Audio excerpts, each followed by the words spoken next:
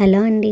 కార్తీక మాసం మొదలైంది కదా, నైటే మనం ఇవన్నీ ప్రిపేర్ చేసుకున్నామంటే ఉదయాన్నే హడావిడి పడకుండా పూజ ప్రశాంతంగా చేసుకోవచ్చు. కావలసినవి ఇవన్నీ నైట్ ఒక ప్లేట్లో పెట్టేసుకున్నామంటే తులసమ్మ దగ్గర పట్టుకెళ్ళి మొత్తం ఇంకా పైకి లేచే పని లేకుండా ప్రశాంతంగా చేసుకోవచ్చు.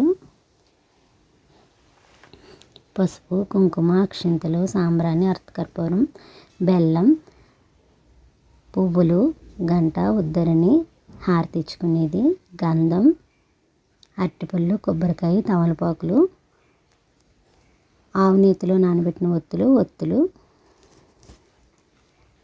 కొబ్బరికాయ, అరటిపళ్ళు, తమలపాకులు, జిల్లేడాకుల్లో కొంతమంది వదులుతారండి. అరటి డప్పుల్లో కూడా వదలొచ్చు వీలుని బట్టి. తులసమ్మ దగ్గరికి 2 ప్రమిదలు కూడా పెట్టుకోండి, అటు ఇటు తులసమ్మ దగ్గర ఒత్తులు వెలిగించుకోవడానికి. సాంబ్రాణి, సలివిల్లో బెల్లం వేసుకొని ఉంచుకోండి, వాటర్ కలపకుండా, ఉదయాన్నే హడావిడి పడకుండా. ఆవు నేతిలో నానబెట్టిన ఒత్తులు, పువ్వొత్తులు తులసమ్మ దగ్గర వేయడానికి. ఇవన్నీ ముందుగానే నైట్ మనం చదువుకున్నామంటే ఉదయాన్నే పూజ త్వరగా చేసుకోవచ్చు.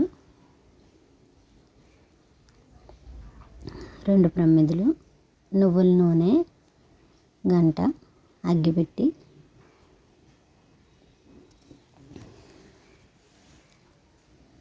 ఇవన్నీ నైట్ ప్రిపేర్ చేసేసుకుంటే ఉదయం హడావిడి పడకుండా పూజ చేసుకోవచ్చు. ఒక ప్లేట్ కూడా నచ్చితే కనుక ఒత్తులు వదులుకోవడానికి.